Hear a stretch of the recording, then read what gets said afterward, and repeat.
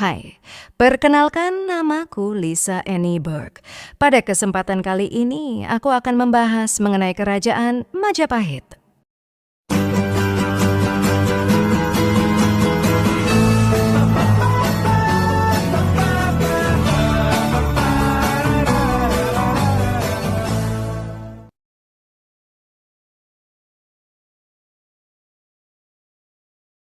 Oke, Besti. Sebelum kita overthinking masa lalu, kita kenalan dulu. Majapahit itu siapa sih sebenarnya? Kerajaan Majapahit berdiri sekitar tahun 1293, didirikan oleh Raden Wijaya awalnya. Nggak langsung megah ya. Ini kerajaan yang literally lahir dari chaos, runtuhnya Singasari, konflik internal, dan tekanan luar. Tapi fast forward dikit, Majapahit berubah jadi superpower Asia Tenggara. Puncaknya ada di masa Hayam Wuruk dengan Gajah Mada sebagai Mahapati. Dan yes, ini era di mana Sumpah Palapa muncul. Basically, Gajah Mada bilang, gue nggak akan chill dulu sebelum Nusantara bersatu. And guess what? Majapahit nguasain wilayah yang luas banget. Jawa, Sumatera, Kalimantan, Bali, sampai sebagian Sulawesi dan Nusa Tenggara. Bahkan pengaruhnya nyampe ke Semenanjung Malaya. Ini bukan cuma kerajaan perang-perangan. Majapahit itu pusat perdagangan internasional, punya sistem birokrasi, budaya dan sastra maju. Agama Hindu-Buddha hidup berdampingan. So no, Majapahit bukan kerajaan jadul yang primitif. This was a well-organized, powerful state.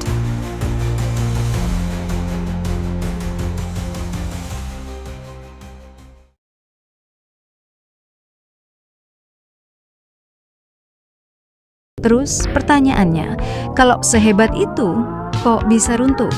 Jawabannya nggak dramatis tapi painful. Majapahit runtuh bukan karena satu musuh besar, tapi karena perang saudara, perang paregrek, perebutan kekuasaan, raja-raja lemah setelah Hayam Wuruk, perubahan jalur perdagangan, bangkitnya kerajaan Islam di pesisir. Basically, internal conflict killed the vibe. Nah, sekarang kita masuk ke bagian favorit. What if Majapahit survive? Bayangin kalau Majapahit berhasil adaptasi ke perubahan zaman. Mereka reform sistem politik, nggak kejebak konflik elit. Yang mungkin terjadi. Pertama, Nusantara bisa lebih cepat bersatu secara politik. Bukan dijajah dulu baru merdeka, tapi berkembang sebagai negara maritim besar. Kedua, ketika Eropa datang, mereka nggak ketemu kerajaan-kerajaan kecil, tapi satu kekuatan besar. Kolonialisme might be way harder. Indonesia could be a regional empire, not a colony. Ketiga, perkembangan teknologi dan ekonomi bisa lebih stabil. Majapahit itu udah punya trade network. Kalau terus berkembang, they could industrialize earlier, jadi pusat perdagangan Asia. Fourth, identitas Nusantara mungkin lebih solid dari awal. Bukan Indonesia hasil penjajahan, tapi Indonesia hasil evolusi kerajaan sendiri. Basically, sejarah Asia Tenggara could have been very different. Tapi ya, di sejarah nggak kenal kata kalau. Majapahit runtuh, dan dari situ muncul kerajaan-kerajaan baru, lalu kolonialisme, lalu Indonesia modern. Tapi pelajarannya penting banget. Kerajaan sebesar apapun, kalau elitnya ribut sendiri dan nggak mau adaptasi, ya bisa collapse. So maybe this video bukan cuma soal Majapahit, tapi soal kita hari ini. Juga history doesn't repeat itself, but it sure loves to rhyme.